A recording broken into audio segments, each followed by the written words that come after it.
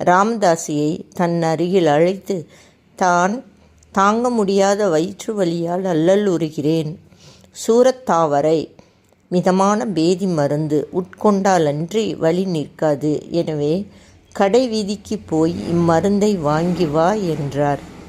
பாபா பின்னர் தனது யதாஸ்தானத்திலிருந்து இறங்கி ராம்தாசி படுத்து கொண்டிருந்த இடத்துக்கு வந்து விஷ்ணு சகஸ்ரநாமத்தை எடுத்து தமது இடத்துக்கு வந்து ஷாமாவிடம், ஓ ஷாமா, இந்த புத்தகம் மிகவும் பயனுள்ளது, பலனுள்ளது. எனவே இதை உனக்கு பரிசளிக்கிறேன். ஒருமுறை நான் தீவிரமாக கஷ்டப்பட்டேன். எனது இதயம் துடிக்கத் தொடங்கி என் உயிர் மிகவும் ஆபத்தான நிலையில் இருந்தது. அத்தகைய தருணத்தில் நான் இந்நூலை எனது மார்போடு வைத்து அணைத்து கொண்டேன். அப்போது அது எத்தகைய ஆறுதலை அளித்தது! அல்லாவே என்னை காப்பாற்ற கீழிறங்கி வந்தார் என்று நினைத்தேன். எனவே இதை உனக்கு கொடுக்கிறேன். மெதுவாக படி. தினந்தோறும் குறைந்தபட்சம் ஒரு நாமத்தையாவது படி. அது உனக்கு நன்மை செய்யும் என்றார்.